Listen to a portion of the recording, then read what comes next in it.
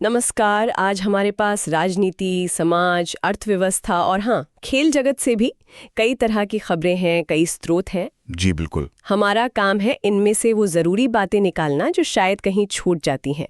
कोशिश रहेगी कि कम समय में आपको पूरी तस्वीर मिले। हाँ, तो चलिए फिर शुरू करते हैं। जी, सबसे पहले राजनीति। एक खबर है, भाजपा ने कमल हासन से माफी मांगने को कहा है। सनातन धर्म पर कोई टिप्पणी थी शायद। हाँ, टिप्पणी को लेकर, और उन्हें ये भी कहा है कि वो अपनी जड़ें भूल गए हैं।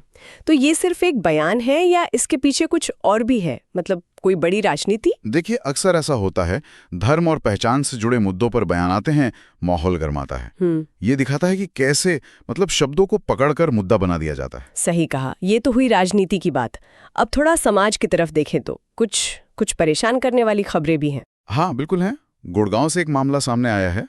एक महिला पर आरोप है कि उसने अपने साथी के साथ मिलकर पति की हत्या की साजिश रची। ओह! और जो बात और चौंकाती है वो ये कि कथित तौर पर YouTube पर तरीके खोजे गए हैं इसके लिए। क्या कह रही, YouTube पर? जी हाँ, फिर शव को गड्ढे में दफनाया गया और उसके बाद गुमशुदगी की रिपोर्ट भी दर्ज कराई। मतलब पूरी प्लानिंग के साथ।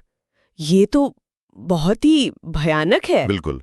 और एक और ऐसी ही विचलित करने वाली घटना उत्तर प्रदेश से है। अच्छा, वहाँ क्या हुआ? वहाँ एक परिवार ने कथित तौर पर चलती एम्बुलेंस से एक शव फेंका। चलती एम्बुलेंस से? हाँ, और फिर हाईवे जाम करने की कोशिश भी की। ये दोनों घटनाएं हैं तो अलग अलग, पर सोचने पर मजबूर करती हैं कि समाज में ये क्या हो रहा है। हाँ, मतलब किस तरह की हताशा है या बिल्कुल क्रूरता है ये। बिल्कुल। ये सिर्फ क्राइम स्टैटिस्टिक्स नहीं है, ये समाज के वो पहलू हैं जिन पर ध्यान देना जरूरी है।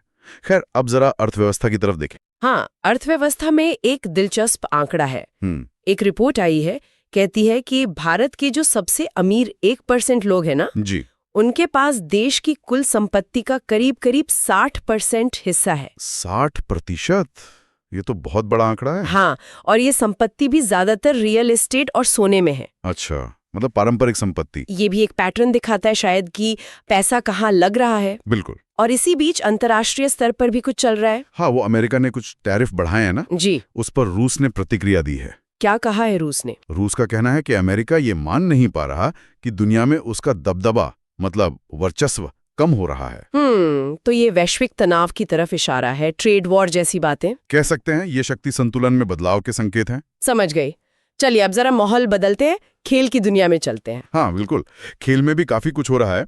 पेरिस ओलंपिक के पदक विजेता है ना पहलवान अमन। हाँ, अमन सहराव। उन्होंने विश्व चैंपियनशिप के लिए क्वालिफाई कर लिया है। ओलंपिक के बाद ये एक और बड़ी कामयाबी है उनके लिए। बहुत बढ़िया। और फुटबॉल में, भारतीय फुटबॉल में कुछ हलचल? हाँ, AIFF यानी जो हमारी फुटबॉल फेडरेशन है, उसके बड़े अधिकारी 7 अगस्त को 8 ISL क्लब के CEO से मिल रहे हैं। अच्छा, ISL क्लब्स के साथ क्या एजेंडा है? उनकी चिंताएं सुनेंगे, उन पर चर्चा करेंगे। ये मीटिंग लीग के लिए अहम हो सकती है। जरूर। उधर फॉर्मूला 1 में फरारी की दिक्कतें चल रही हैं शायद। हाँ, उनकी मुश्किलें कम नहीं हो रही। सुनने में आया है कि उनके ड्राइवर लेक्लर और हैमिल्टन दोनों ही काफी निराश हैं। टीम का प्रदर्शन ठीक न हो तो ड्राइवर पे असर पड़ता ही है। बिल्कुल। और अमेरिकन फुटबॉल NFL में quarterback Tyler Huntley Cleveland Browns team में वापस आ गए हैं। ओह, तो अब उनके QB लाइनअप पर असर पड़ेगा। हाँ, देखना होगा कि टीम की रणनीति कैसे बदलती है। और बास्केटबॉल में भी एक खबर थी शायद। जी, WNBA की नफीसा कोलियर जो MVP की दावेदार मानी जा रही थी, उन्हें टकरे में चोट लगी है। अरे, कितने समय के लिए बाहर है? कम से कम 2 हफ्ते। उनकी टीम मिनेसोटा लिंक्स के लिए ये बड़ा झटका है। बिल्कुल। तो आज हमने राजनीति, अपराध, अर्थव्यवस्था, अंतर्राष्ट्रीय मामले और खेल, कई अलग अलग चीजों पर नजर डाली।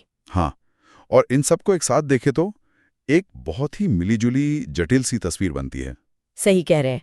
एक तरफ अपराध जैसी घटनाएं हैं जो परेशान करती हैं, और दूसरी तरफ खेल में व्यक्तिगत जीत और उपलब्धियां भी हैं। और फिर बड़े पैमाने पर आर्थिक और राजनीतिक बदलाव तो चल ही रहे हैं।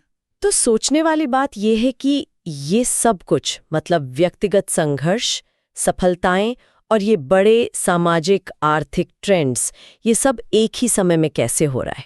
हाँ, ये विविधता, ये हमें आज के समय के बारे में, दुनिया के बारे में क्या सोचने पर मजबूर करती है।